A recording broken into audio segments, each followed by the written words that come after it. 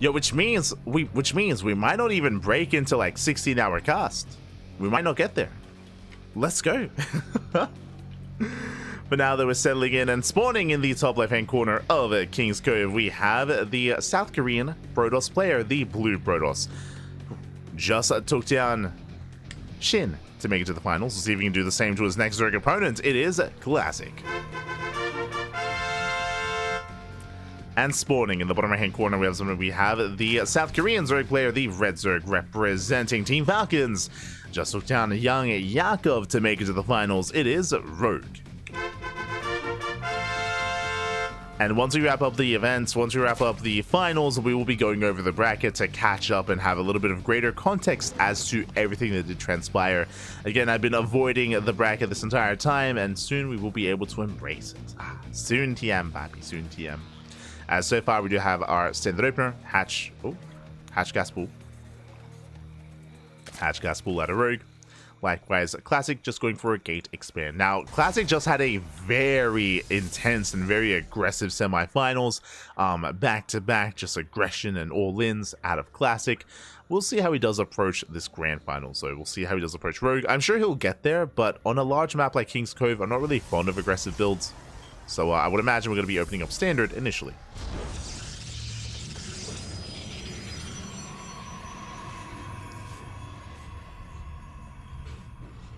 I would imagine. Likewise, behind this, we do have a Classic going for his own probe scouts, being as annoying as possible, is going to be dying some mining time here in the mineral line.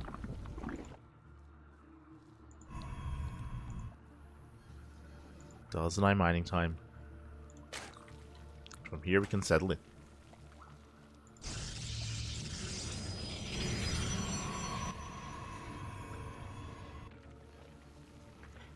And settle in.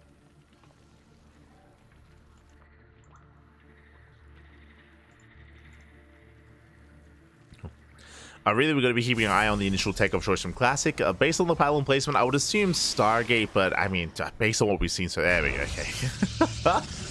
I was like, based on what we've seen so far, I don't know if I can say that with any confidence anymore, Bobby. Not with Classic, but there it is, Stargate opener out of our Protoss player. Meanwhile, Rogue going for the third. Or soon to be going for the third. There we go. So standard play so far. We can calm things down after a crazy semifinals from both the upper and lower semis. We can embrace a standard game. Hatch Gas Pool into a third. Gate Expand into Stargate, into Oracle, into third base, into the mid game as well, into a more macro game. Let's go. Let us go.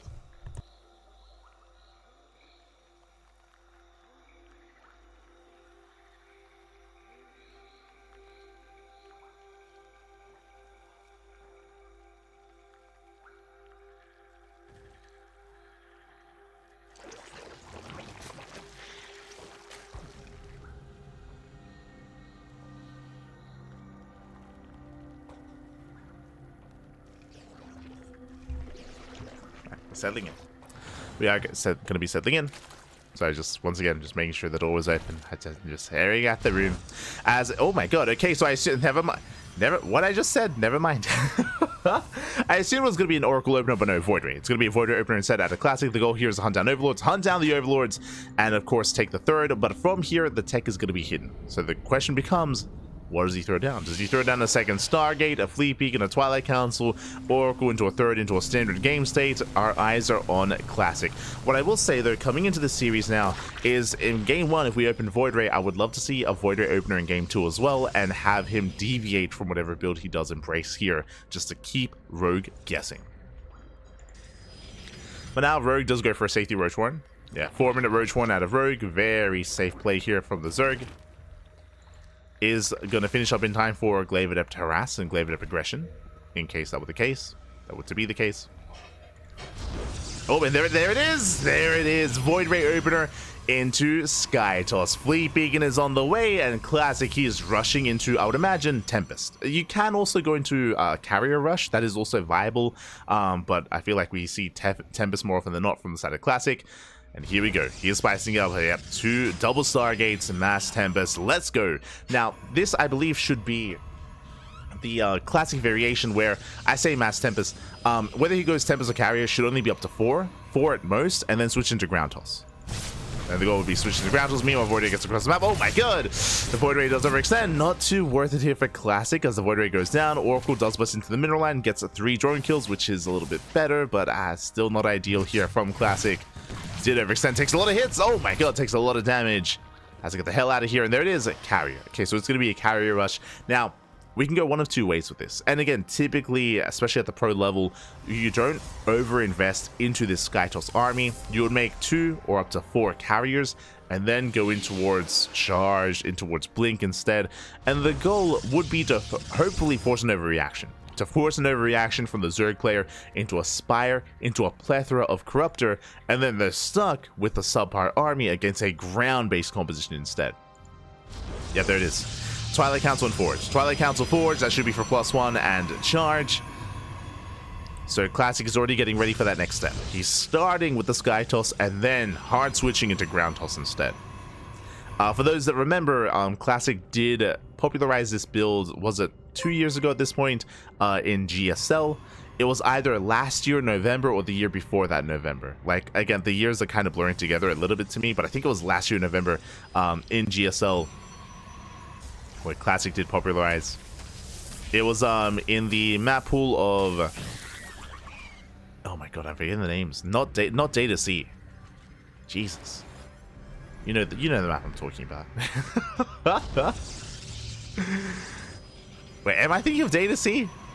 Jesus. The map that has a mineral wall cutting... Alkione, that's it. Alkione. Jesus. I'm so bad at remembering map names. It's awful.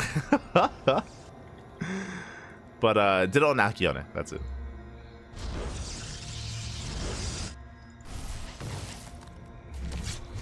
So far, Classic being active. Behind this, we have 2, soon to be 4 carriers. Meanwhile, there it is, +1 Blink Stalker into Temple Archives, towards Storm, towards Archon production. Again, it is going for that ground toss switch.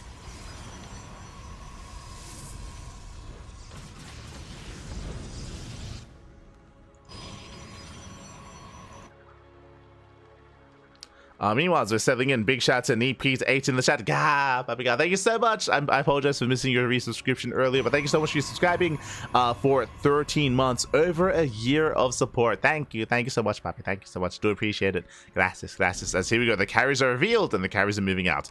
Now, shout to Rogue. Rogue, his response is not with a Spire, but it is instead with an Infestation Pit and rushing into Neural instead. Bold move.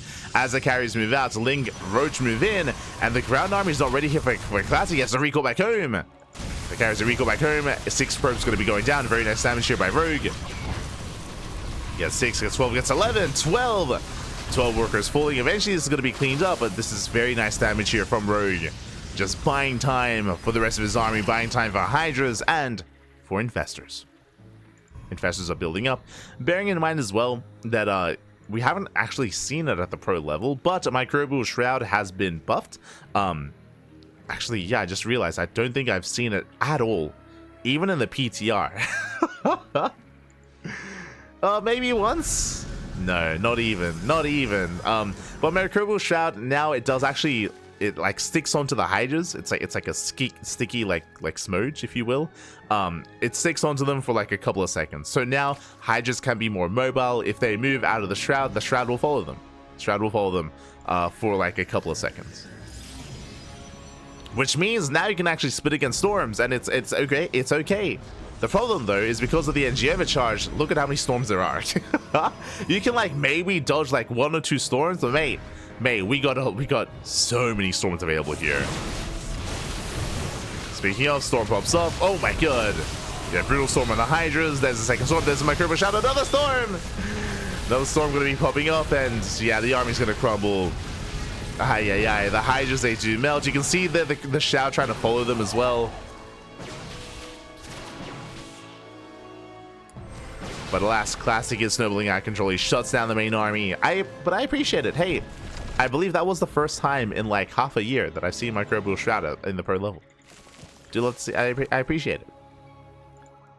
There we go. It's been a while.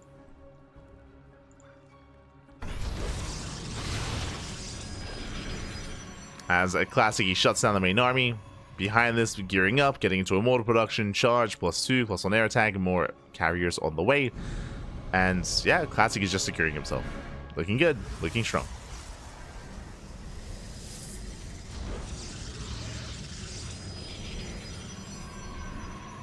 Alcyone. I'd rather pronounce it correctly. So, thank you, but no. As we are setting up, Spore is going to be repositioning. We have the Spire on the way, Lurker Den as well. Getting into Corruptor production, getting into Lurker production as well. And the game is going to slow down. For the most part, Classic does have the big advantage. I mean, Classic, this is where the supply does not lie. Classic is almost maxed. He's almost maxed out. He will soon push. And we'll see if Rogue can buy time until he can embrace more Corruptors and more of an anti-Protoss army with Lurkers as well. The scary thing here is because Rogue was so committed with that earlier move outs with Neural and with the initial Microbial Shroud, it means that the Hive upgrades are late. I'm referring specifically to Lurker upgrades. Lurker upgrades are delayed. You know, Vipers are just now on the way. Rogue needs time. He needs so much time right now. Thankfully, Classic is giving him that time. Never mind, I spoke too soon. And here we go. Classic is moving out now that the War Prism has arrived. Pushing onto creep, clearing everything up. And Rogue, he's up against the wall. Does fungal the army. Feedback's going to be going up. Another fungal. Meanwhile, the base is going to be going down. Vipers, they do have energy. They're coming in for the yoinks. Going for the blinding clouds even. But once again, the feedbacks are brutal. Rogue, he will lose the expansion, but he is buying time. Throwing down another wall of Spore Crawlers. Classic instead he rotates. He's up to how many carriers? 6. Jesus. 2 more Stargates on the way. At the same time, Ling run by across the map, but there is a Warpin available. And Classic will defend. So he will defend back at home. Nice burrow here from Rogue. Classic does leave the Zealot in position. Classic rotating around. Meanwhile, the Lurker count is getting higher and higher. Massive wall of Spores on the way. But the Spores aren't ready. Yeah, Storm's going to be going up here on the Lurkers. Decent abductions. They do catch out 2 of the carriers. 3 of the carriers. And 3 carriers going down. The Spores add a lot more DPS. Classic's not done. At the same time, Ling Runby denies the expansion. Denies the stick. Just moving in. Once again, brutal Storm Shield on the Lurkers.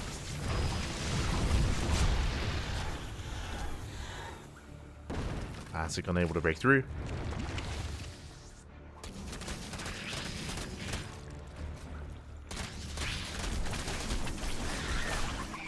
Once again, Ling's being as annoying as possible. Classic unable to gain ground, he backs up. Does back off from here, and Rogue holds. Rogue, he holds on. Ooh, it took a wall of Spore Crawlers and a wall of Lurkers, but he does hold the line. And from here, he can take up in towards Corruptors. I mean, we have +2 air attack on the way. Carrier production, Tempest production well underway as well.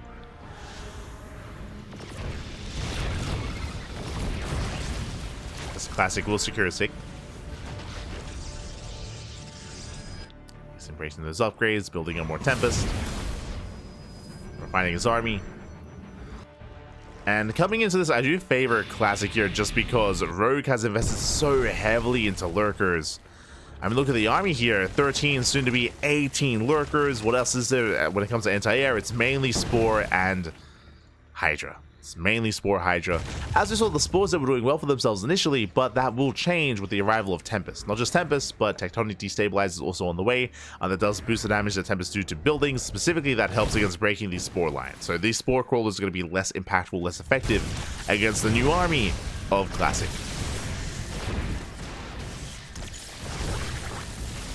An army that's better designed to break through that kind of line.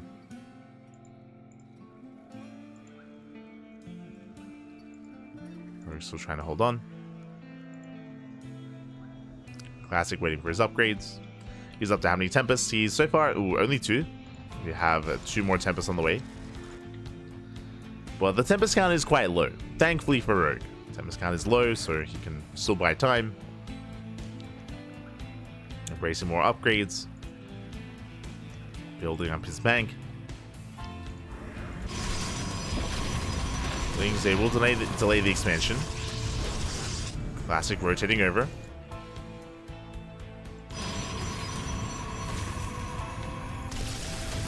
We go, more Lings moving out to harass. Base is revealed. Classic is maxed out. He needs to trade or race back home. Is there a recall? There is.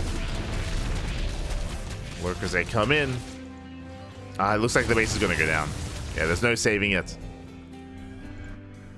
Yeah, it's too late for Classic to respond. And Rogue can just keep pushing. He can't afford to lose another base, though. Lurkers are breaking through. We have a recall back home. The mothership recalls. Okay. I don't think that was necessarily the move. Going for a second recall. Using both recalls here. Oof. So no more recalls available. That is a scary prospect. As Rogue is gearing up for more Ling run-bys.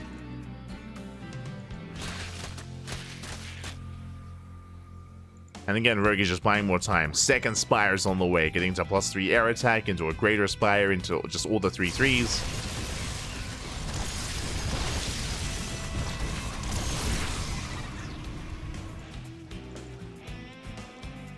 And Classic, he misses window. He misses timing. He had potential, but alas, it's not quite there anymore. I mean, he still has a maxed out army, still terrifying. But Rogue is catching up. Ling Riders just keep coming, they just keep rolling in. The Classic's main army is very immobile, and because he just double recalled, I mean, he has even less mobility. Nidus into the main. This is Rogue's win condition, is to Nidus into the main base and into the production. Classic, very slow to respond.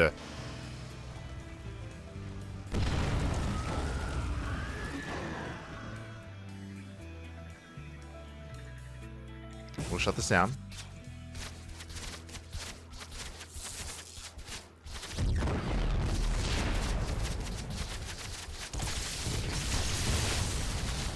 Scrutinize the expansion over and over again. Just keeps going.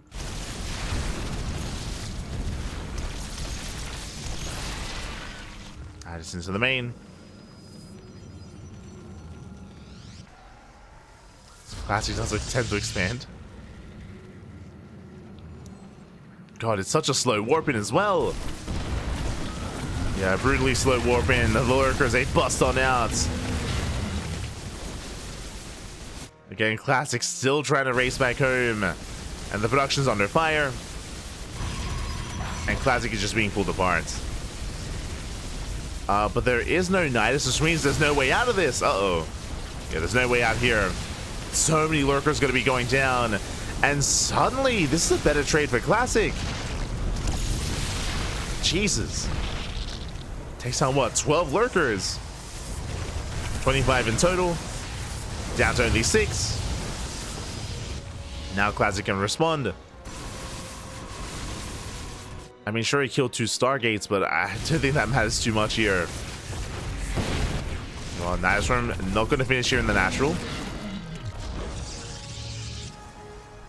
Also, don't be suspicious. Totally zealots. That's Classic. So far, he's defending. He's holding on.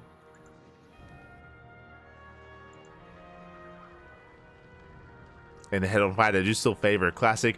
The reason why Nidus's the main can end the game is because even though Classic has a bank, if the Zerg player Rogue can get on top of the production and clean it up, then the bank won't matter, right? It won't matter. The army won't be rebuilt. Rogue can snowball from there.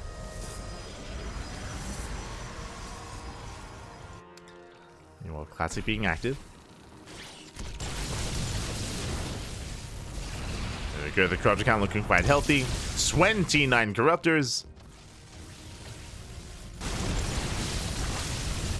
And once he cleans up the Sky Toss, or if he cleans up the Sky Toss, he will have the opportunity to go into a Broodlord switch. The lurker count is quite low now, it's only 6 lurkers. But the Greater Spire is done. Moving around right towards the left.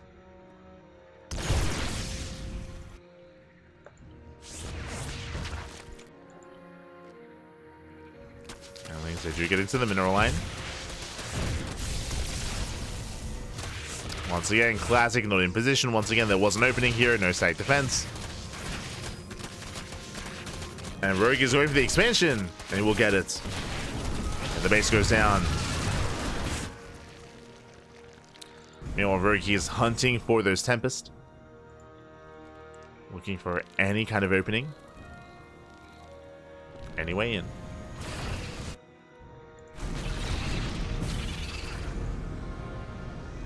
Oh, going for the yoink. And gets one, gets two. 2 carriers go down.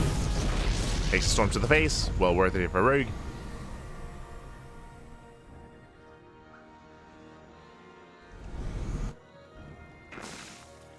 Nice pick up.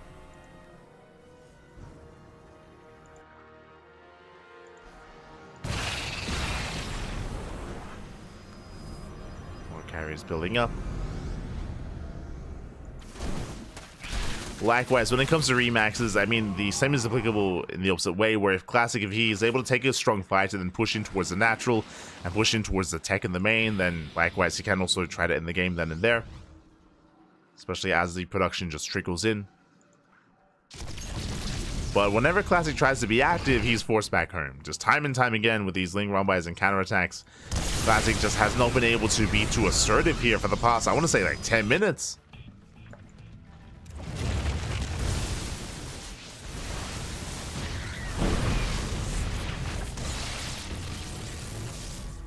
Is keeping up with the lurkers, Ling Rumbai on the right.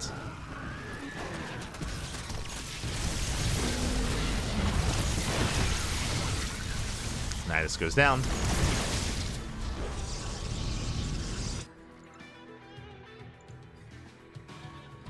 Finally moving out.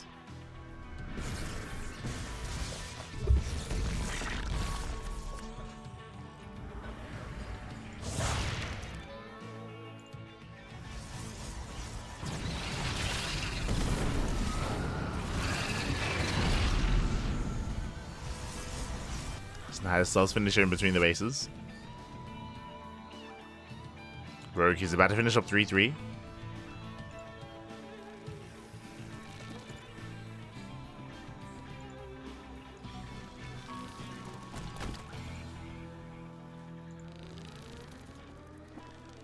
It's all about that patience. Just being as careful as possible. Looking for that opportune moment. He's diving in once again, looking for another abduction.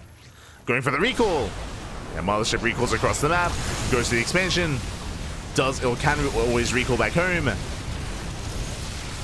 Okay, Copter's coming in. Nice feedback. 0 on the Infestors. Lurkers, they do borrow. They do get in position. Mothership can't be abducted. Lane's going for a massive counterattack.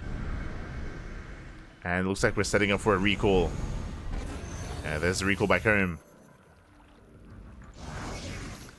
So with that move, Classic, he did kill an expansion, and he will bleed out a couple of Archons, but he does lose his own. So trading a base for a base. And he tried to move out, but he's forced back home. Remember, recall's now on cooldown.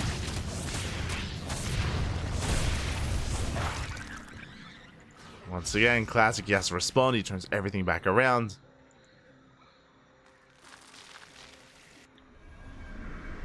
Jesus, 18 Banelings on the way.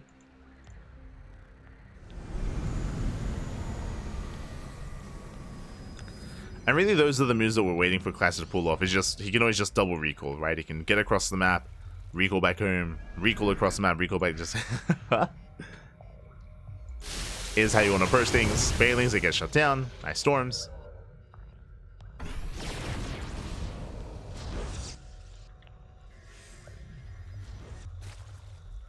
See Rogue rotating.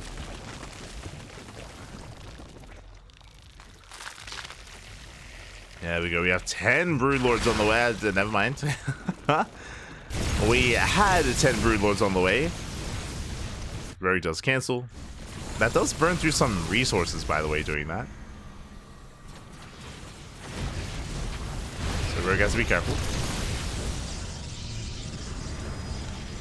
There we go. 8 Broodlords in production.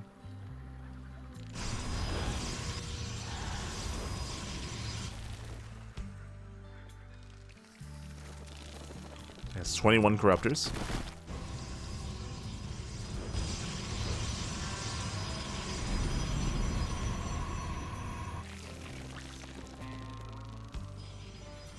Now that Rogue has Broodlords, now he has more pushing power. He can actually start to threaten some of these bases in a more assertive way and try to force an engage on his terms. So we'll see what Rogue does go for. Meanwhile, we do have a Lurker drops towards the natural. And they're making their way towards that natural base.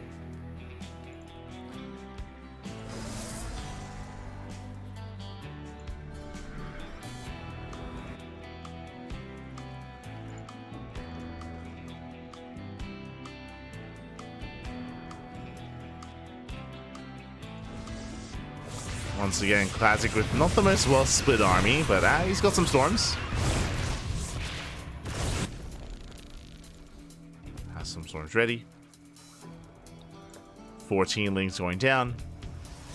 Drop alerts in towards the natural. Getting run by as well. We'll see how quickly Classic can storm. Yo, the Archon, sorry, the Immortal drop. Okay. Dropping to the main. Balins, he crash into side defense. Lurkers, they're going for the production. Night Storm as well. And they force a recall. And these Lurkers are all going to go down. No detection? No detection! Okay, there we go. Revelation. Revelation should be coming in. There we go. Cleaning everything up. At the same time, Rogue rotating towards the right-hand side.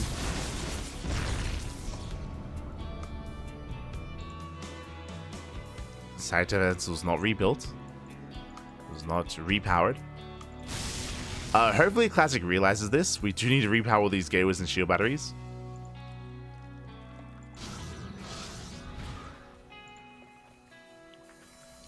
And as Rogue throws away his Lurkers, we're going to be rebuilding here with more Broodlords instead. More Broodlords, more Corruptors. Wing drop into the natural. Army's out of position.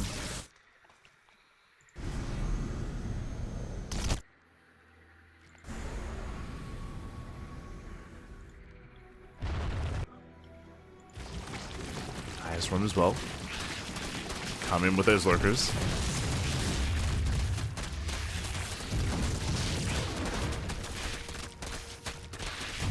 And I don't know if you noticed, because of the Lurker dive into the main, Rogue has burned through most of his gas. He did make the Broodlords, but yeah, the gas bank that he once had isn't really there anymore. Coming in from behind, he wants to go for the dive. Doesn't quite get it.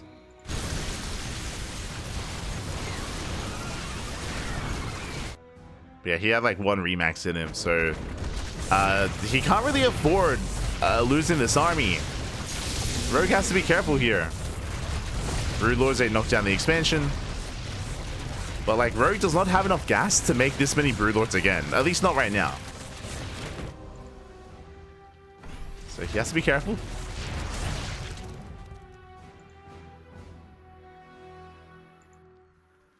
Classic pulling back. Oh no, the changelings.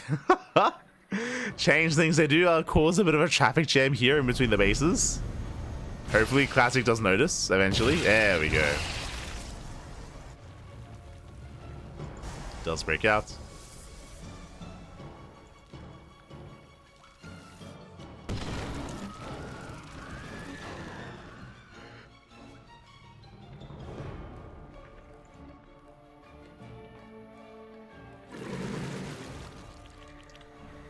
we go. Rogue setting up another drop.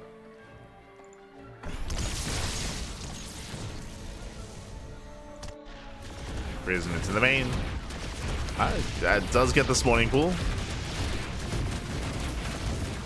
Doesn't quite get much else.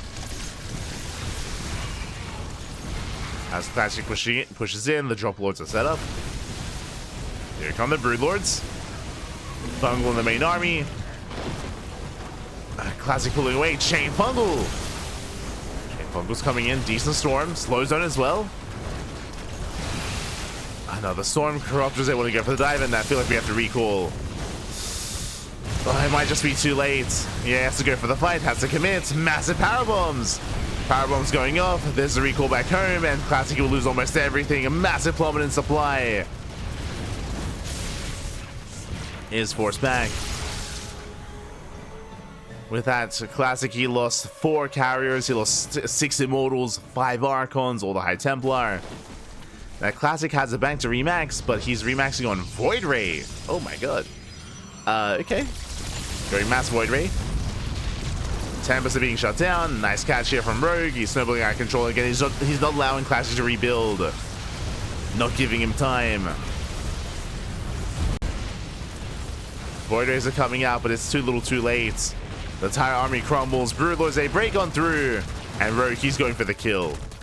And again, it's a 10k bank, but what is the production? There's like, what, a handful of gateways? 8. Only 8 gates. What are you going to remax with that? 8 gateways and 7 stargates. Lings at the right-hand side.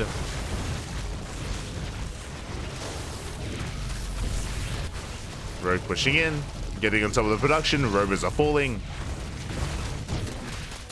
And he's just pulling Classic apart. And this is what we spoke about, how sure you can have a bank, but if you can't actually reproduce in time, it's not going to matter. It's not going to matter here. As Void Rays, they go down one after the other. I mean, there are a lot of Void Rays coming in, but it looks like these 3/3 Corruptors, yeah, they can hold their own. Down to 4 Void Rays left. It's going to be close. The Void Rays, they do clean up the Corruptors. Now they can go for the Brood Lords. But Lings are killing everything else. Lings are destroying everything else. We have 27 Corruptors on the way. And Brood Lords, they do shut down the Void Rays. I mean, again, the Void Ray response wasn't a bad one, but I just wasn't able to remax in time.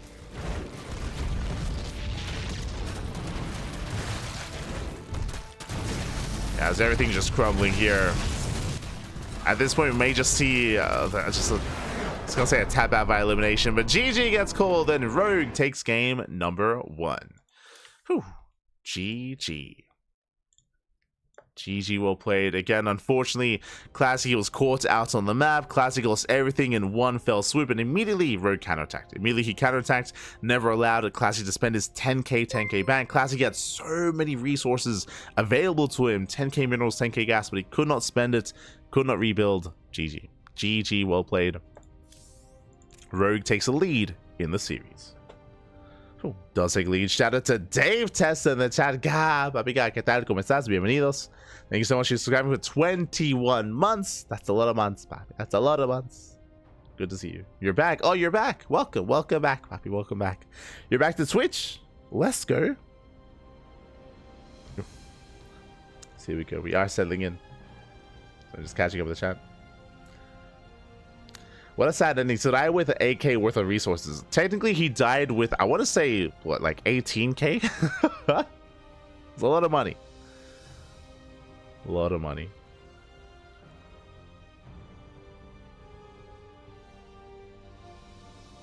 Here we go.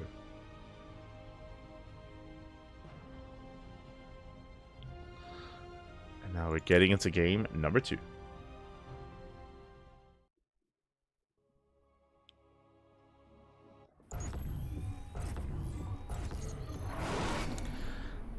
Now we do continue the finals here. We do continue the series. And spawning in the bottom right-hand corner of Ultra Love, we do have our South Korean Protoss player, the Red Protoss, down in the series. But we'll see if he can bounce back again. That was an intense and grueling game number 1. And hopefully he still has it in him to keep on going here in game 2. It is a classic. And spawning in the top right-hand corner, we have the South Korean Zerg player, the Blue Zerg, representing Team Falcons, leading the series 1-0. It is Rogue. Here we go.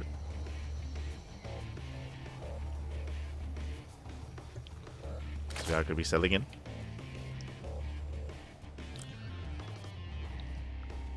So far, Rogue going to be opening up. Hatch gas pool, once again forsake the unnatural natural, and welcome one and all to a much smaller map in the map pool. We can take a break from King's Cove. We do embrace Ultra Love instead.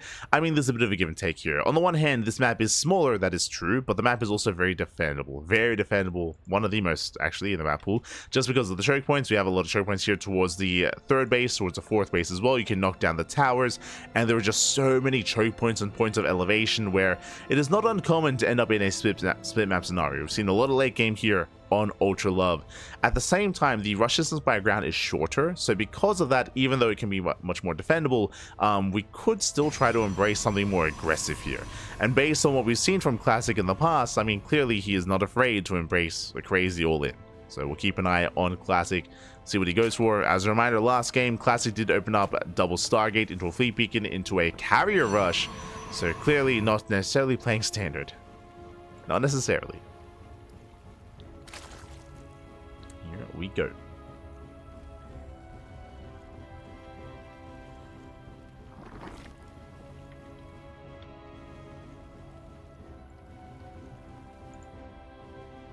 So now we are going to be settling in. Do have our pilot on the way. Looks like a Stargate opener out of Classic. And Rogue just happily joining up.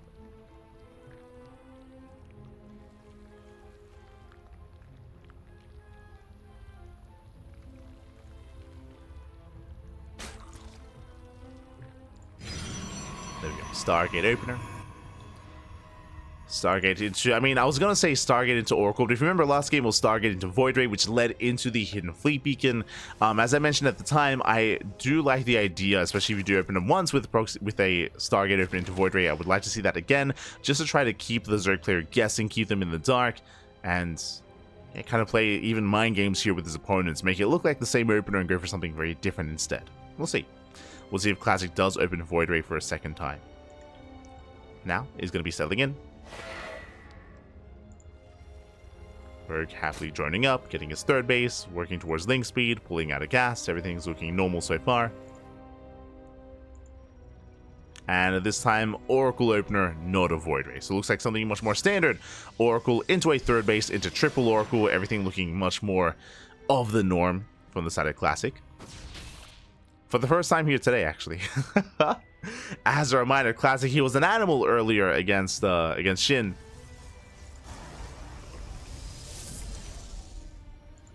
Meanwhile, Lings, they slip into the main, they get a free scouts, and they do get eyes on the opener, the Stargate, and the Oracle as well. So Rogue, he sees everything he needs to. He's fully aware of what's going on. And he's setting up. He even confirms the second Oracle as well. So the first one does head on out.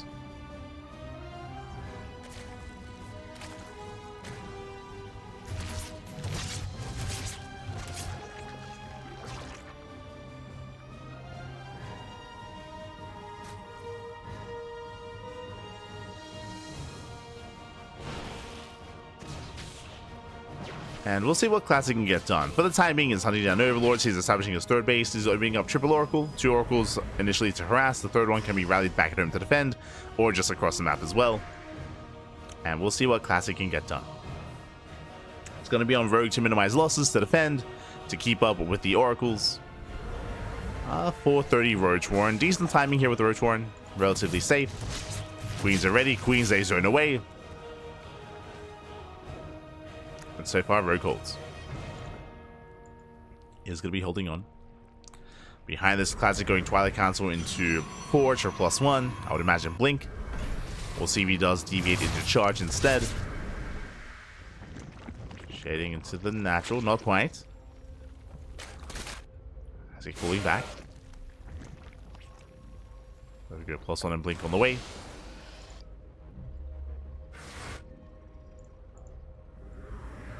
On the way.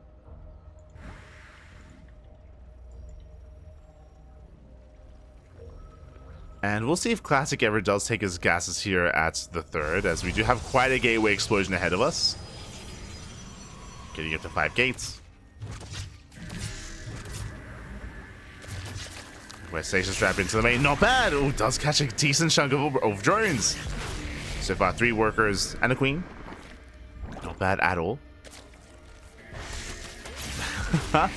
Does threaten on the stasis trap. A little bit too ambitious with that one, though. He's going to be forced back. And back at home, Classic is getting a 5th and 6th gateway. Establishing his 3rd, taking extra gases, and taking out towards the robo. Ooh, as another stasis goes off. And decent damage. Likewise, picking off at 2 workers. Ooh, almost 3. 2 workers going down. Rogue behind this, taking up into Ling Hydra. Hydra Den is done.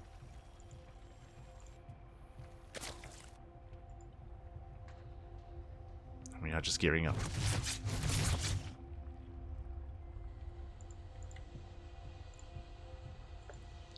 Meanwhile, we mentioned the 6-gate setup here from Classic. He does have map control at least. He can apply pressure, he can move out. Behind this, Classic should be expanding, and he does attempt to, but Rogue gets eyes on this, does delay. Ooh, Classic going old school. You don't often see this anymore. Much more common to see like a Storm follow-up, but this is going to be a 2nd Robo and a Bay into, I would imagine, double Colossus production. Into Disruptors. But again, that's a little bit older school here in ZvP. Right to current meta. Hatchery's going to be going down. Lost Transfuse. But the base will fall nonetheless. Massive pickoff.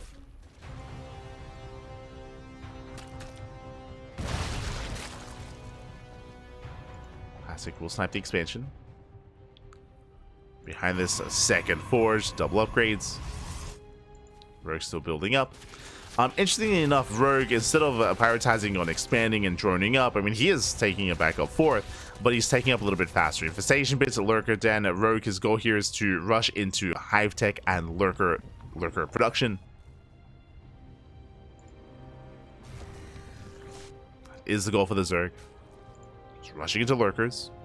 Meanwhile, the Colossus are on the horizon for Classic.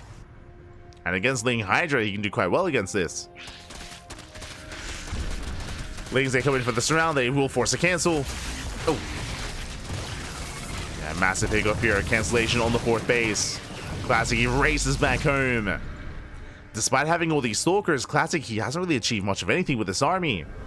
He did deny the 4th at one time, but outside of that, has been trying to push out. But time and time again, he has to race back home. Lings, they flood in towards the 3rd.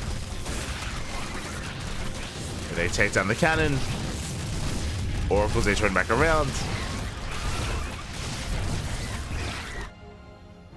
As we do see Classic getting into a 3rd and 4th Colossus. That's a lot of Colossi. Let's go.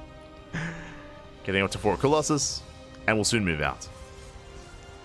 We'll soon move out unless Rogue, he already has Lurkers though. Lurkers are morphing in. Hive is almost done. Vipers are going to be so important here in the defense. Needs a little bit more time for that Viper production. It's almost there.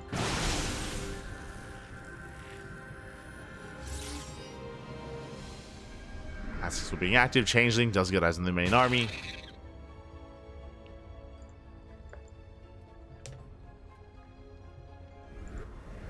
This Rogue, he attempts a run by.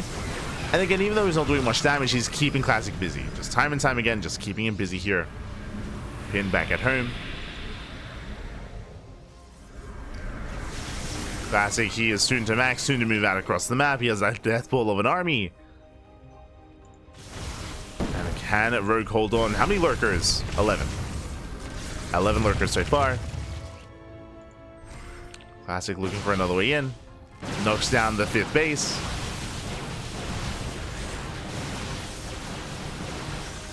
Base was full. Hive is done. Any Vipers? Not quite, not yet. Lings, they do get into the mineral line. Classic, he races back home.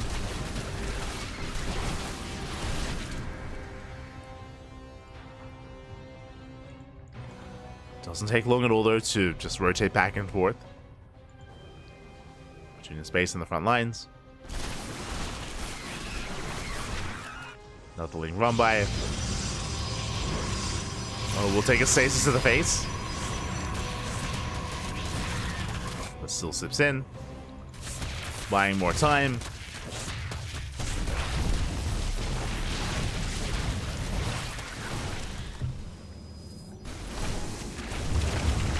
And Rogue, he's going to be able to max out. I'm still a little bit concerned here by the lack of Vipers. Still 0 Vipers for Rogue. I mean, with them, he could have his way with this army. Whether it's the Colossus or the Immortals or anything, really. 9 drones going down. The base goes down once again. That's a kill, not a cancel. Rogue, he's in trouble. The Lurkers are ready. Lurkers are ready in time. Spire now on the way for Rogue.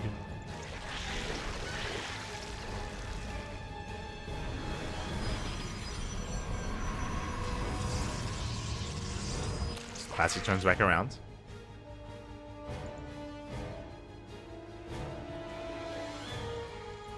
We're coming in from behind. Classic is somewhat in position though. He's ready for this. But he's stuck at home. Classic tries to rotate, walking into more lurkers. Lurkers are ready. Lurker shots going up.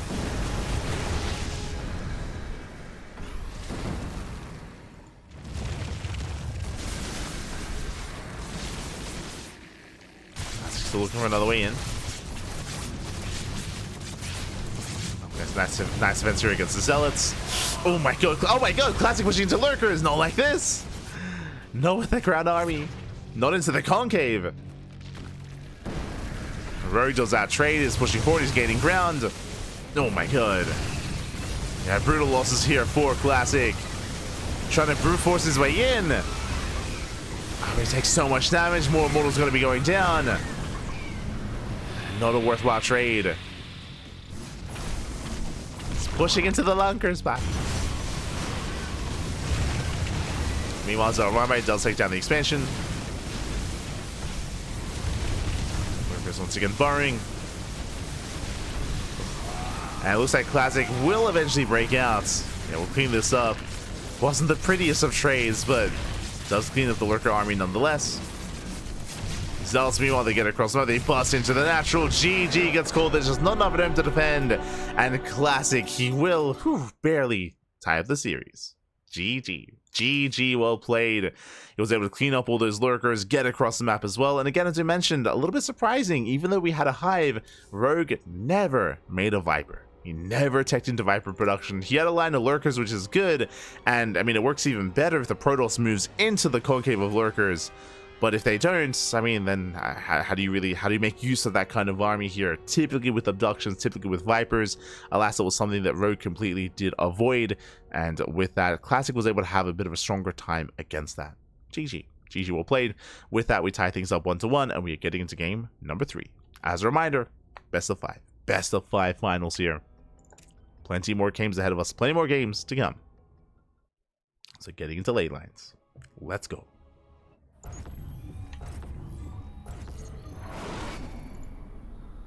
And spawning in the bottom left-hand corner of lane lines, we have the South Korean Zerg player, the Blue Zerg, representing Team Falcons, being forced into a tied-up series. We'll see if we can bounce back. It is Rogue.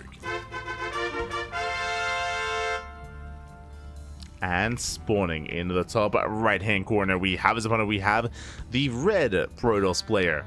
Ooh, tying up the series 1-1, making a series out of this. It is Classic.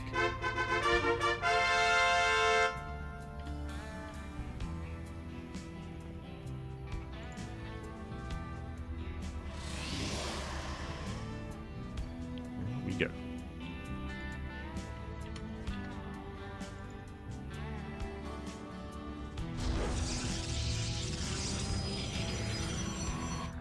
Here we go.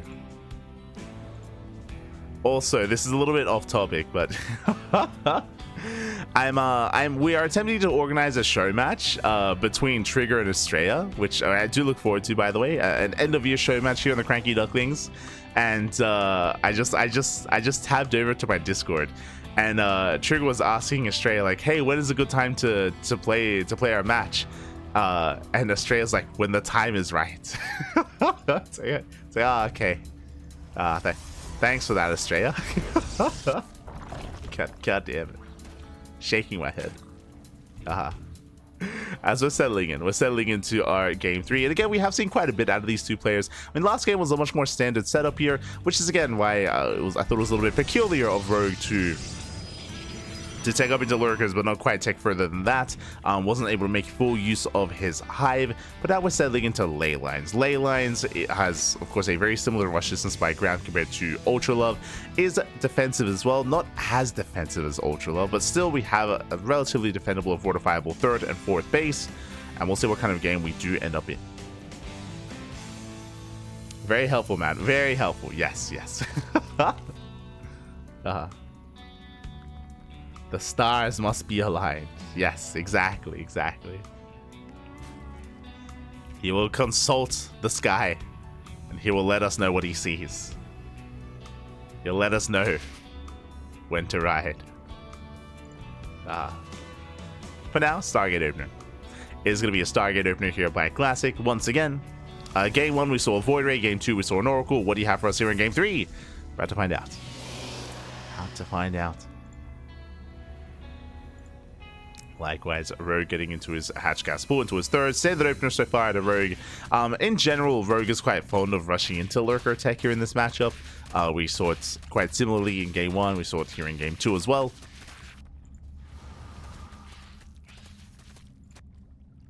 See where Classic does take this. Stargate just now finishing, and there it is, a Void Ray first. Okay, we saw this in the first game, and again, I'll just reiterate myself, I do actually really enjoy seeing this multiple times in the series, just because it does kind of put a little bit of a seed, it plants that seed of doubt in the mind of your opponent as to what is going on. Is it going to be once again another carrier rush? For those that weren't here in game 1, I mean, game 1 was brutal. It was like half an hour long, Jesus. But it all started with a Void Ray opener into double Stargate Fleet Beacon carrier. That's how the game did begin.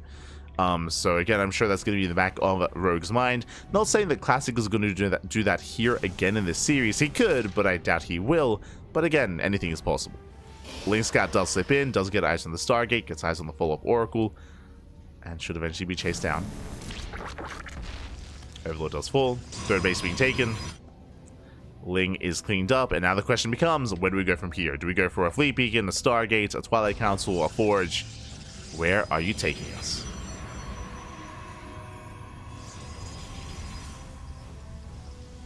So far, going for the second Oracle. Void Ray moves out to hunt down additional Overlords as well. Does find one. It's making a beeline over. And we do have that follow-up here. The Nexus is halfway done. We should be seeing a Twilight Council and a Forge. Yep, there we go. Twilight Council and a Forge. Standard follow-up. It's going to be +1 and Blink most likely here from Classic. Alas just keeping his opponent in the dark, going for the Stasis Trap. This time Rogue, he does respect it. He does pull away. Does hold on. Likewise, Safety Roach Warren here by Rogue.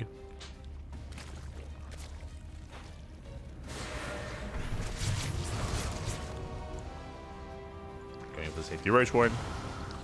Depth Safe Thread in the shade.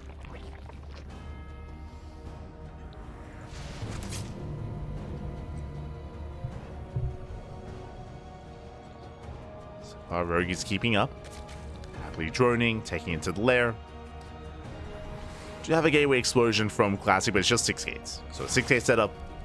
Once again, will soon be active. We saw that last game, Classic attempted to be active with the Stalkers, but it was forced back home time and time again, so he couldn't really gain much value with it. Here, he should be having a bit of an easier time being active on the map, and should soon move out. Oh. We're getting there.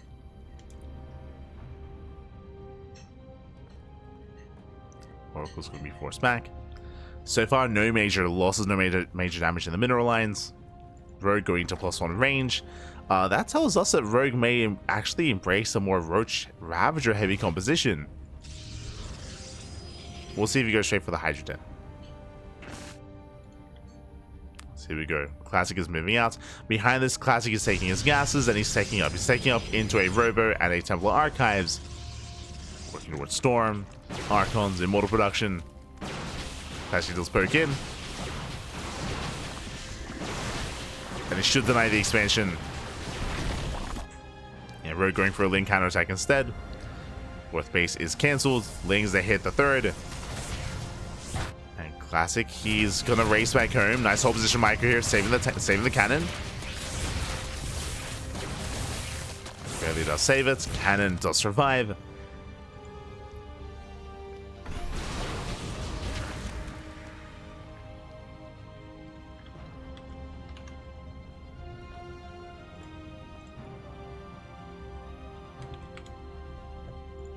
So he's holding us in the chat. Rerun? No. This is a live cast. Well, this is a live class of replays, as a heads up. We don't actually host reruns on the channel. Not something that we do.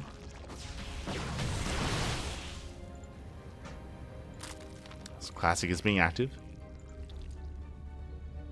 Storm on the way.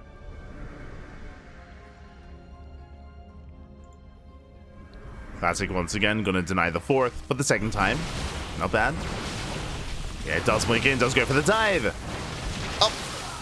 He does. Oh, that's a kill. That's gonna be a kill, not a cancel. Massive pickup. Lings, they do hit the mineral line. They get into the third. But also in position to defend. Stasis goes up. Oh my god. Classic can keep pushing. From here, he's gonna rotate. Rogue does take a fourth towards the north.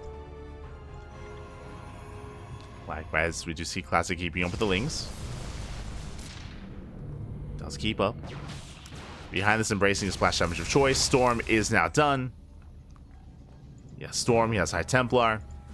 He's building up his army. Rogue is taking towards Hive. Meanwhile, Classic rushing into Sky Toss. Okay, you have my attention. Fleet Beings on the way. Stargate's on the way. We'll see if he can get there. Meanwhile, Rogue, he's pushing out here and now. How many storms? Checking the units count. 4 High Templar. 4 High Templar, 4 storms. Well, soon to be 4 storms. Needs a little bit more time. There's the NG overcharge. First storm is placed. Soon have 3 more. Yeah, just zoning Rogue back.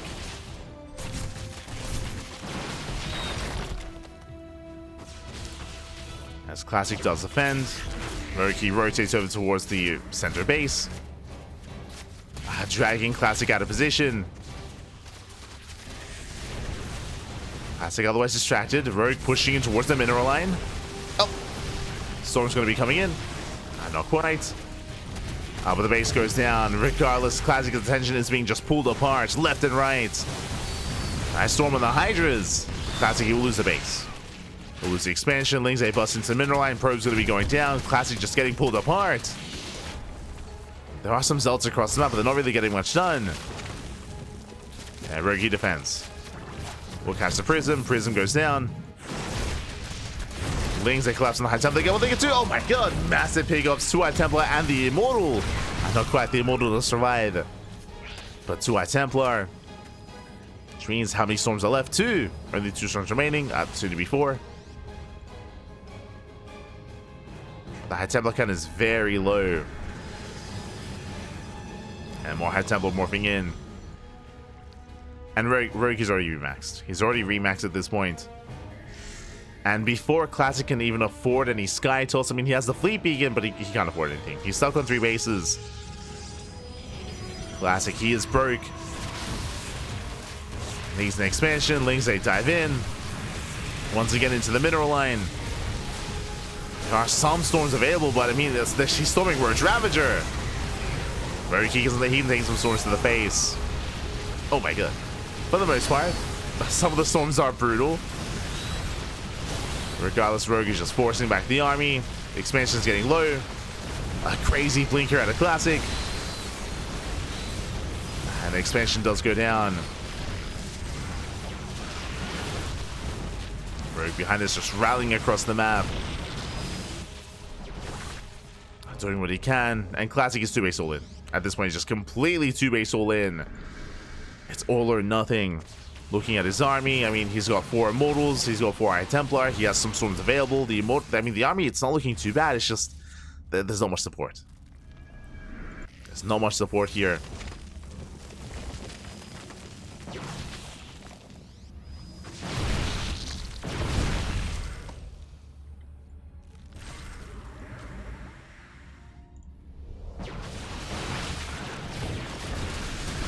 Rogue is going to rush it over. We'll take a storm to the face. We'll take a couple of storms to the face. But he still has a massive supply lead at this point. It's not lying. It's not lying here. I mean, that is a high immortal count, true, against Rogue Ravager. But a Rogue is reinforced with Lings. Queen's coming in as well. Spores, they come in from behind. They want Lin. Zoning back the War Prism. As the War Prism takes a lot of hits.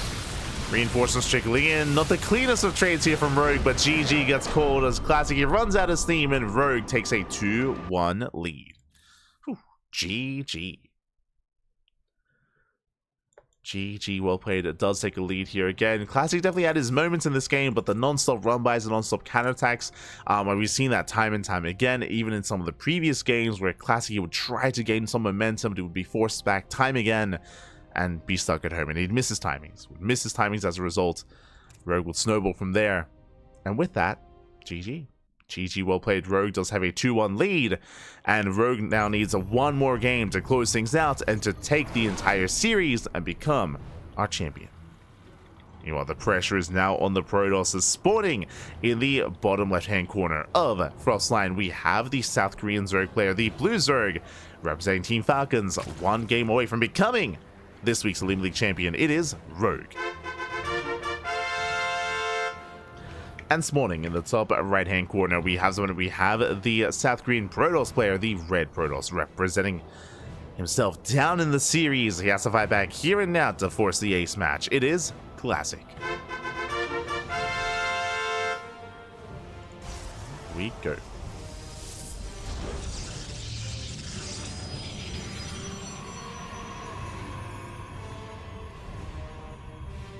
Yo, shout out to Kubels in the chat for the insights. I appreciate it. Beautiful. I think Rogue wins, or maybe Classic wins, unless it was a draw. But it's one of those 3 options for sure. I think I agree with you, Kubels. I think I agree. Drive a hard bargain. Never gamble against you, bud. Because we are settling in.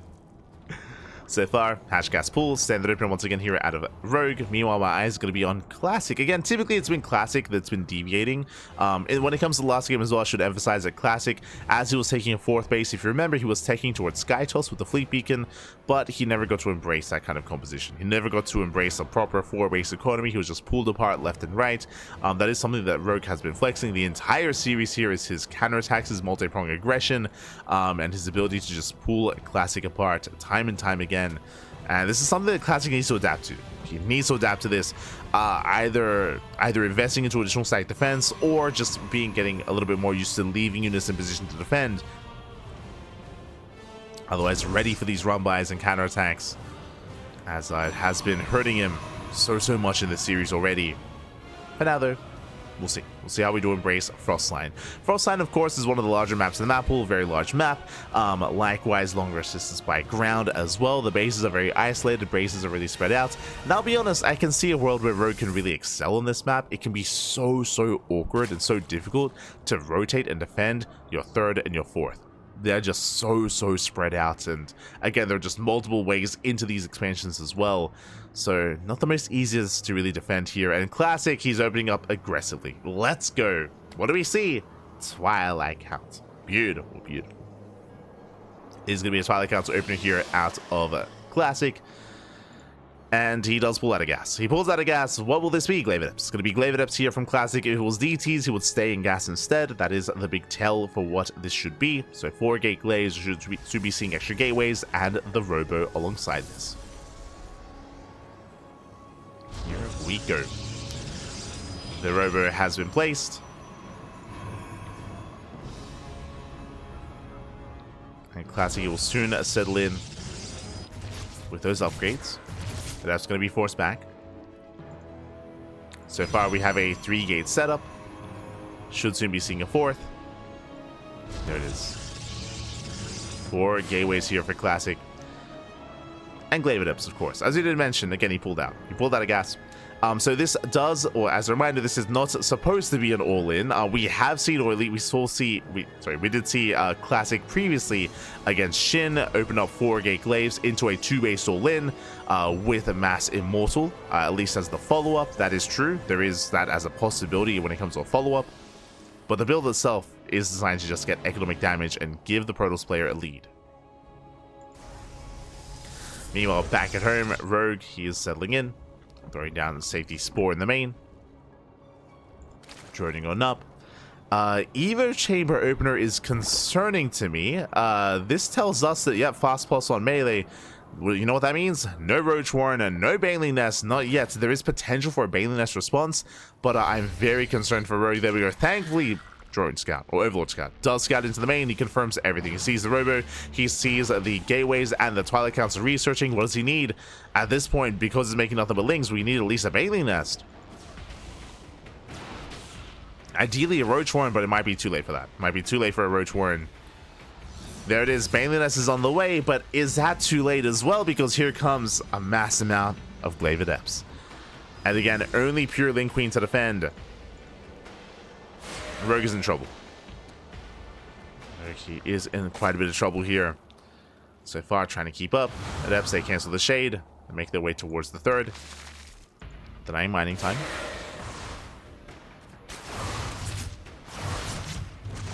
Mining time is denied. Going for the Queen. Queen is going to go down. And Lings, they can't fully engage. Prism is denied entry into the main. Classic being forced back. The Hatchery taking a lot of hits. Lings have to engage. And the Lings are going to melt here against the Glavidips. Adepts, they trade well.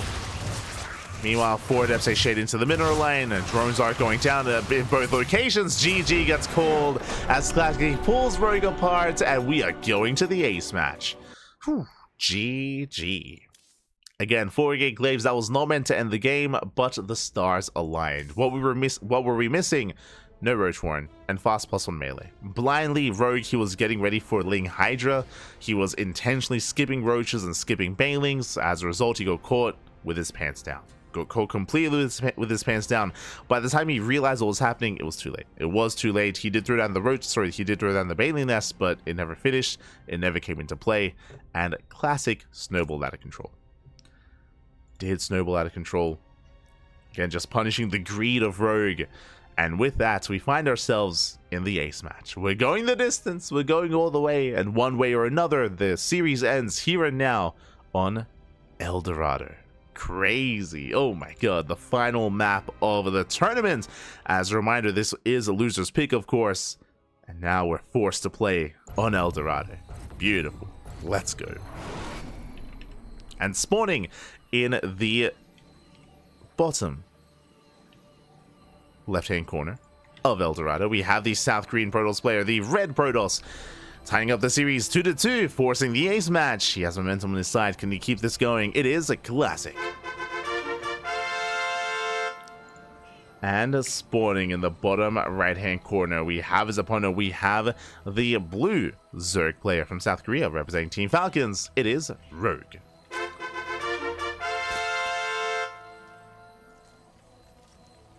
Here we go.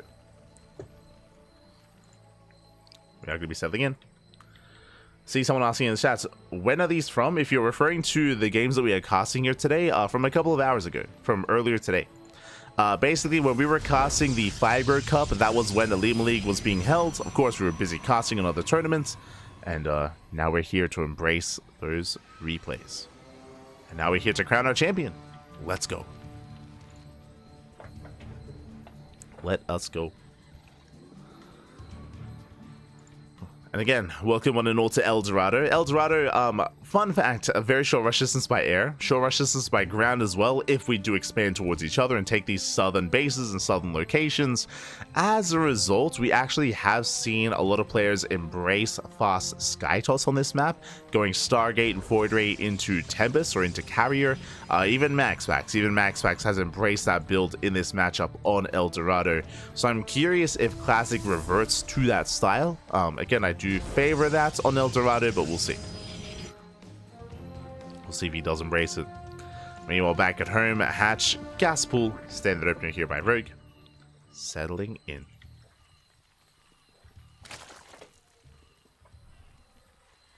So I am the house, never bet against me. He is the house now. So now he's going to be joining up, saturating his bases.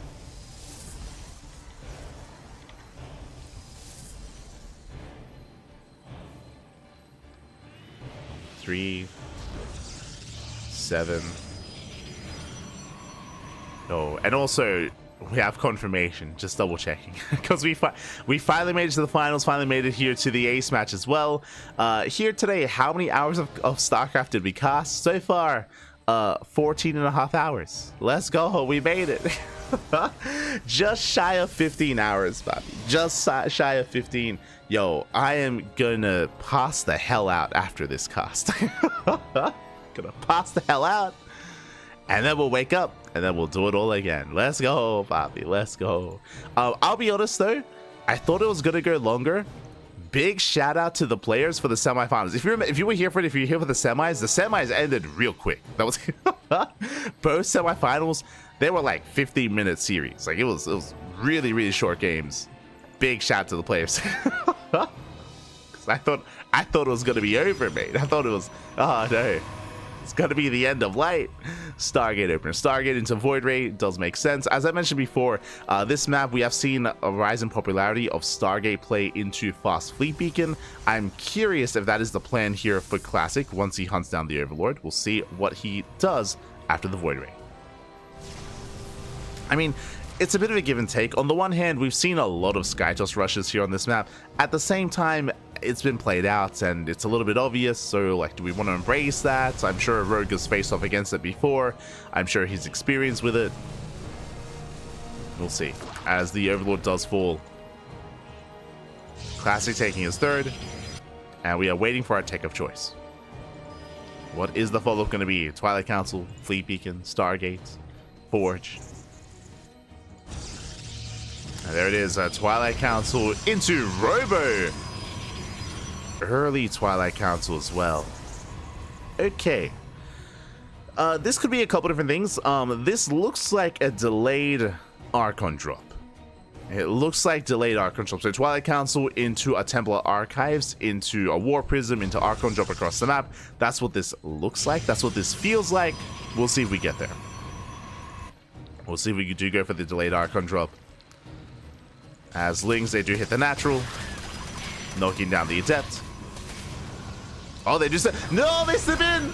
Oh, they do slip into the main. They do get eyes on the Gateway Explosion. We're pulling out of gas. Okay, you have my attention. Charge. This is going to be a charge all in, but he saw the gateways and he saw the lack of gas as well. So this time a little bit less certain of. Like Classic, is he just going to commit anyway? I mean, this is just a 2-base all-in. It's an 8K, by the way. It's an 8K 2-base all-in. No gases at the natural, and he pulls out a gas in the main. Yeah, no gas in the main base either. 0 gas income, one way or another. This game is about to end. Either he kills Rogue or he dies trying, but what's important here is that Rogue, for the most part, he saw everything he needed to. He saw everything he needed to. He saw the Gateway Explosion, saw the lack of gases, saw the workers pulling out of gas as well. He should know. Stasis goes up. The Spine Cooler is on the way. I mean, this tells us that he's aware of what's going on. I'm a little bit concerned here trying to defend against this without Banelings. So it's going to be Ling Roach defense. No Banelings to speak of. Bear that in mind. We'll see if Rogue can pull this off. As Classic, he's sending everything across the map. Charge is not done yet, but it's on the horizon here. At the same time, Lings, they go for a counterattack. They force a recall. Oracle recalls back home, but the mineral line is going to be eviscerated. Oh, like every worker going to be going down. Lings, they do wreak havoc. Good use of these Lings. Oh, they got 5 probes. Just the 5. Classic rotating into the main. Zealots, they do hit the natural. Going for the 3rd. And the 3rd base has to be evacuated. Roaches, they pull away. Meanwhile, drop into the main. Wait, did the prism go down? The prism went down to the main. Oh, big slip up here. Classic, he rallied in over the spore. Prism goes down, Rogue defends. Rogue, he holds on, he shuts down the roaches one after the other. He defends his bases across the map. Lings, they busted in, they got 4 probe kills.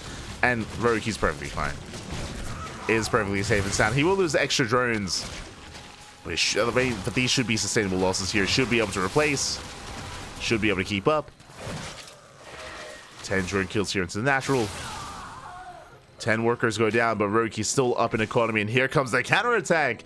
The roaches, they break free. They move out across the map. Classic back at home. He is in trouble. He does have immortal production. No shield battery at the 3rd base. No shield battery here at the natural either. No shield battery, period. He does have the Void Ray. Does have the Void Ray. Roaches, they poke in. They back the hell off. They respect the Void Ray. And Rogue is going to be taking up instead. Okay. So Rogue, it looks like he's going to back off. He's going to drone, taking his gases, and he is going into Muta play. Interesting. I mean, bold move here by Rogue. Taking into Mutas.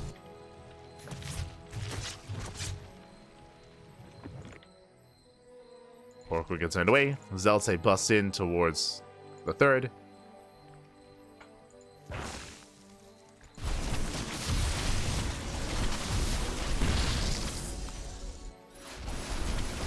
Head towards the 3rd base expansion. It's going to go down. Nice knife. Not bad. Despite the roaches here, the base is going to fall. There was a clutch transfuse, but the last of the base still goes down. We do have the recall back home. And likewise, Oracles wreak havoc out to the natural.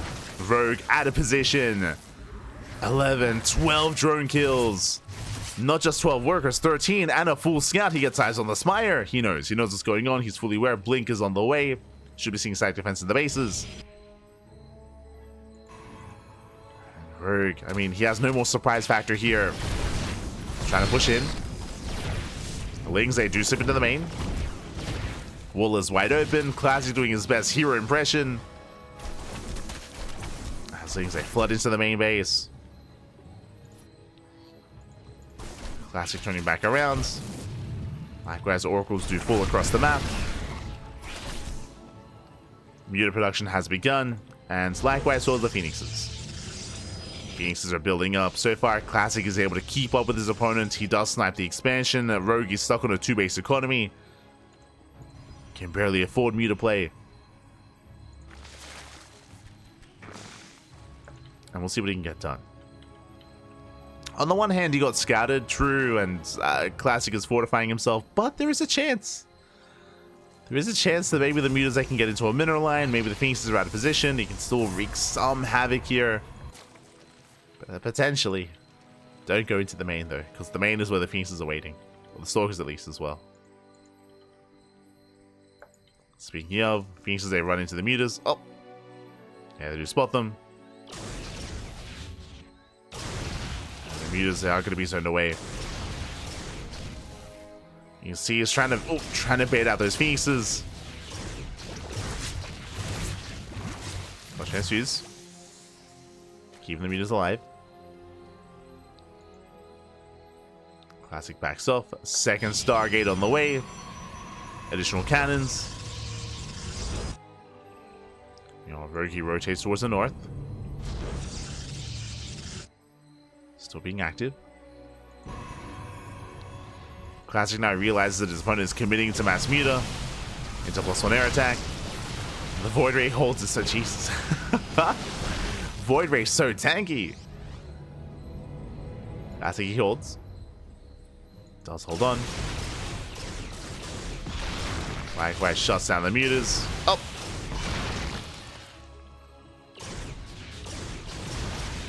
As it looks like he will be able to catch one of those Phoenixes. This is going down. Fleet Beacon's on the way. I would imagine that's going to be for Phoenix range. or just for the mothership. It's classic now is establishing his gold.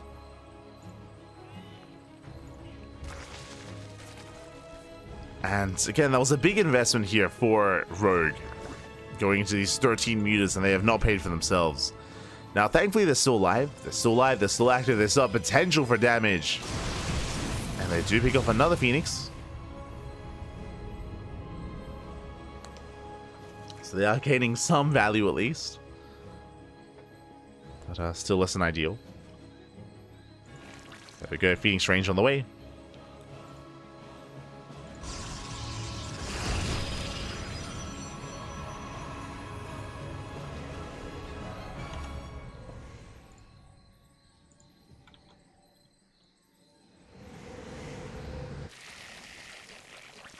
We are settling in. At this point, Rogue, he's done making mutas. He's going straight into Lingbane Roach Ravager, trying to switch into a ground-focused army. If Classic overmakes Phoenixes, and at this point, I think he has. Classic, he's got 9 Phoenixes to the 13 mutas here of Rogue. Doesn't need too many. I mean, they can help somewhat. They can at least lift the Ravagers, true. Lift Banelings.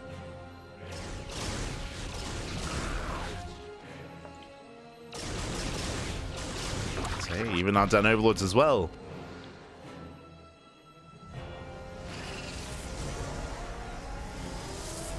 As both armies are building up, looking to max out.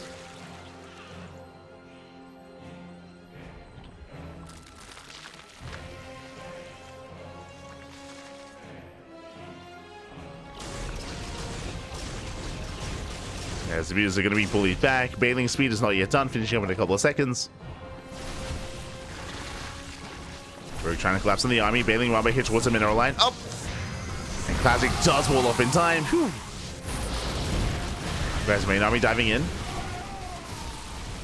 Phoenix as they respond. Bailings once again, they're making their way towards the mineral lines. And it looks like they will make their way in. Likewise, mutas are going to be cleaned up. Roach Ravager busting on through. And does Rogue have enough? I mean, Phoenix is now they can lift everything else up, going for the Ravagers. The Immortals are exposed, points are being pulled. And Classic, he should be able to hold on. Yeah, he will. Jesus. Lifting every single Roach. Lings wreaking havoc. 7 probe kills, not bad. Likewise, Lings, they go for the 4th, or the 5th even. And they will force a cancel. They will force a cancel. Oh, God. Oh my goodness, just in time. Ace is denied. And the Ling Rumbites, they don't stop. Do not stop. In the end, the Classic does take a supply lead. It was able to reset the Roach Ravager count, to reset the Mutas as well. And now the Phoenixes are not done. They go for the Queens. And catching out Queens one after the other. Bailey's rolling in. Delayed reaction by Classic. Oh my god, delayed reaction. Probes go down. Likewise, probes towards the gold as well. Classic is economy going to be in shambles. So base is going to fall as well. Massive pickup. Phoenix is raced back home. And what's important here is that Rogue does have a better economy. He's up in drones. It's the army though. It's the army where he's lacking. And the Phoenixes are still not done. They can hunt down more Overlords. Rogue taking up, but we're trying to work towards Hydras. He's getting there. Rogue needs more time. As Classic moves out. Letting Roach counterattack. No Bailings this time, not yet. Oh my god. And Classic just sits over the Spore. Doesn't even care. Takes down 15 drones. Team workers going down. Lings, they hit the gold once again. This time, Classic is ready for it. Likewise, he does keep a couple of Archons in position back at home. At the 3rd. He's holding on.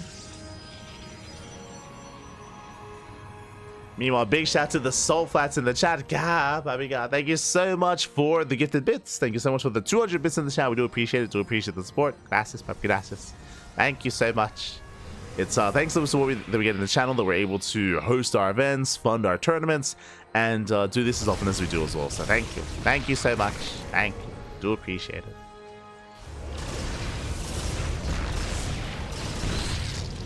So far, Classic is looking solid in this final game. Gee, how many immortals does he have? Oh my god!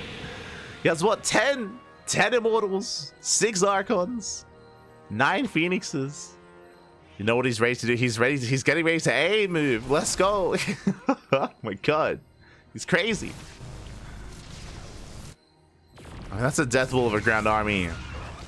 And I mean, how do you stop this? I mean, usually at this kind of game state, we'd have lurkers, but remember, the tech was late. Remember, Rogue, he was committed earlier with Ling Roach Ravager, with Mutas even before that. He only just now got into Hydras. These don't even have full upgrades. They only have range. They don't have any speed. And of course, there's no Hive, there's no lurker tech. Just purely Lingbane Hydra. And Rogue is going to have a hard time holding on against this. Classic does push forward. Rogue setting up the surround. And is it going to be good enough? Nice spread here from Classic. Phoenixes, they dive in, they shut down the Hydras. Archon's moving forward. Zelta coming from behind, and Rogue, his army's crumbling. Yeah, Rogue down to a handful of Hydras. GG gets caught as Classic snowballs out of control, and Classic will take the series 3-2, becoming this week's OlimoLeague champion. GG. GG, well played. Oh my god, went the distance, went all the way to the ace match. But alas, a Classic does snowball out of control. Again, a lot of this came down to the aggression, the failed aggression of Rogue. Likewise, the maneuver to go into Mutas of all things, but unfortunately got scattered. The Mutas got shut down. They had potential for damage, but again, it all got seen here earlier on by Classic and was able to completely clean it up. And with that, GG. GG, well played. Whew. Classic will take it, and now we can take a moment to catch up on the bracket itself. Oh boy. Again, we have been avoiding the bracket the entire night. We can finally embrace it. And let's have a look at the run of our players here and how we even got to the finals. Let's go. Okay, from the top, from the very top, we had... What I appreciate here is some European representation. As a fun fact, OlimoLeague is not a solely Korean event. It is at a more Korean-specific time zone, but actually it was moved further back to be a little bit more, to cater more towards the European players. So we did have some European representation. Of course, we did have Trigger. Trigger, of course, he is staying in Korea. We did cast Trigger versus Classic. It was an intense PvP at the start of the night. Likewise, Skillus had a deep run as well. Skillus was able to pop off, taking down Zhao. We casted that series, was able to take down Azura, and of course did go to the ace match, but did fall at the hands of Shin in the quarterfinals. Likewise, we did have Classic popping off, of course, was able to bring down Trigger. I mean, that was his hardest opponent yet. Oh my god, it was crazy. Took down the Hero, went all the way to the ace match as well. This was a very intense, very chaotic PvP, but Classic did take it, and of course did have his finals run. But also we have, of course, we did cast Beyond versus Cure, casted Cure versus Hero. Intense matches did unfold. Rogue versus Homeowner went to the ace match. Let's go once again. Went to the ace. We were able to feature Young Yakov. Something that I should emphasize once again, though, is that Percival is back. Percival, he did essentially retire for quite some time. He was gone from the game, but Percival recently came back like 2 weeks ago. Like a week ago, Percival did return. It's great to see Percival back. He has been very active playing in online tournaments like this, tournaments like KSL, Sparkling Tuna Cup as well. Percival has been active once again. I don't know what it is. It's possible that maybe because it's the holidays, it's the end of the year, maybe he has more free time, maybe he intends to commit once again. We'll see. So it happens with Percival. Mana versus Creator went to the ace match. Big shout out to Mana. Mana has been popping off in PvP, looking very strong, very powerful.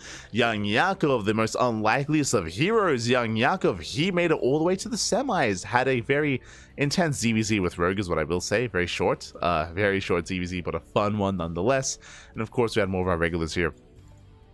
Trap, Gumiho, Rogue, Lunacy, all facing off, all duking it out. With that, GG. GG, well played. Oh my god, almost 8 hours, almost an 8-hour cast for OlimoLeague. But for those who do not know, we actually turned the stream off and then back on when we finished up our previous cast. So it was 4 hours of Fire Grow Cup. It was 3 hours of the MC show match. That's 7 hours in total. Plus this, just under 15 hours of casting. Let's go. We made it. We made it. I didn't even finish my cup of coffee, by the way. For 15-hour cast, I drank like half of this cup. I drank like half. Yeah, like half the cup of coffee. We made it. We made it. The hardest part was the quarterfinals. The quarterfinals. The end. The tail end of the quarterfinals. Yo, I was running out of energy, Poppy. Running out. But then we had the break before the semis. And we were good to go. We can keep going. We just find something else to cast, Pappy. Just don't stop.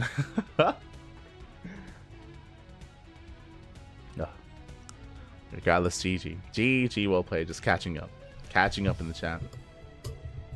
All right, I'll post in the chat. My apologies. If you guys want to have a look yourselves at the brackets, I got you covered. Bam. Beautiful. Enjoy passing out. I'm a little bit afraid that now I'm too energetic. But if you enjoyed the broadcast and if you want some more Cranky Duckling action, this might even be your first time tuning in. One big shout out to Eba, as Eba did raid us earlier. Technically, Rotterdam did raid Eba earlier as well. So I hope you all enjoyed the Basilisk Big Brain bounce, which did take place. Leading into Eba's stream, leading into our stream.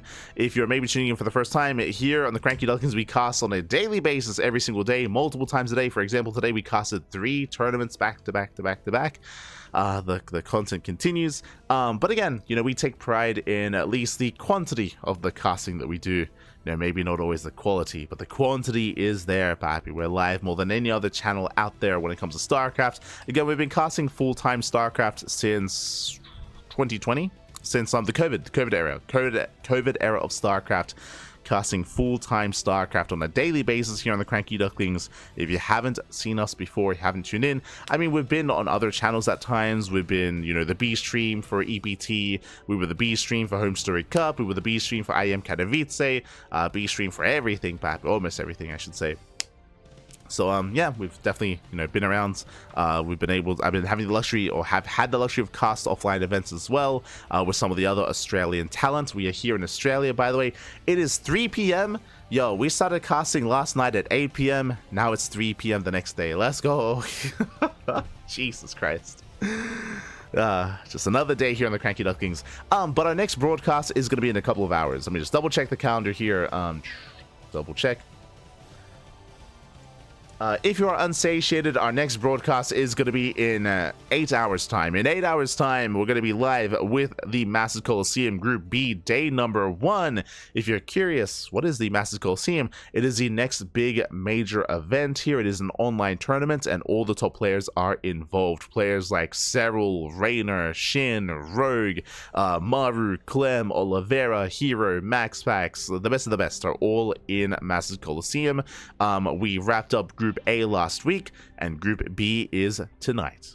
Tonight is going to be Group B. We're going to be featuring Max Pax, Raynor, Rogue, and Skillus. Rogue, of course, hot off second place here in OlimoLeague, so best of luck to Rogue.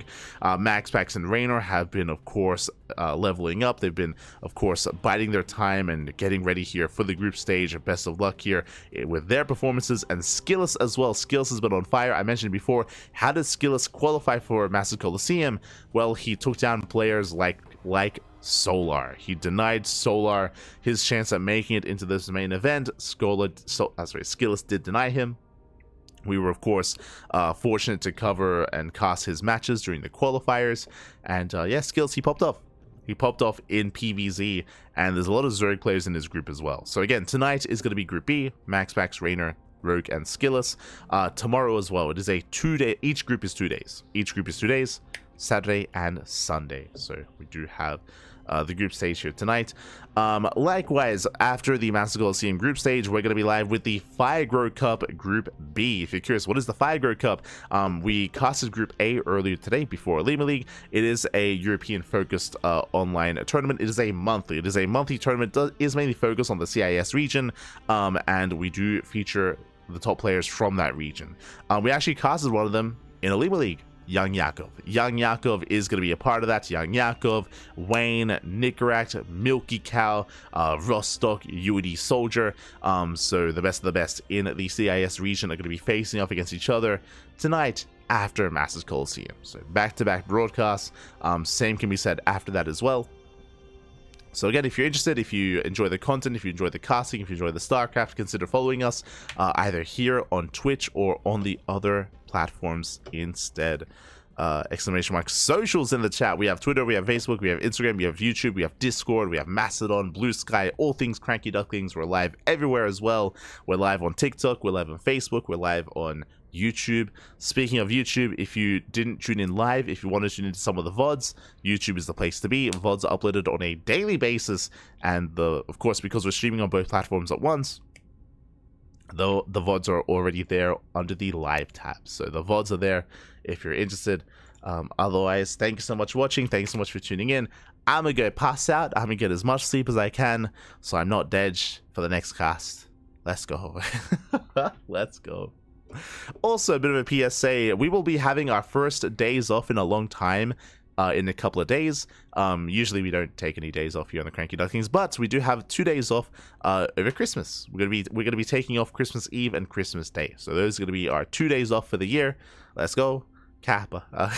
Gonna be taking those days off, so there won't be casting here on the channel for those days. We will be casting on New Year's Eve and New Year's Day, but for Christmas Eve and Christmas Day, gonna be taking that off. Spending some time with some family, with la familia, papi. So take care, everyone. Happy holidays. If we don't see you later tonight for Master Coliseum, hope you have a great weekend and a great end of year. Otherwise, thank you for watching. Thank you for watching. Thank you for the support. Do appreciate it. Shout out to Crank, of course. Shout out to Ollie for hosting the event. Shout out to Chijik for sponsoring OlimoLeague as well. Any other shout outs in the chat? Just trying to catch up. Man.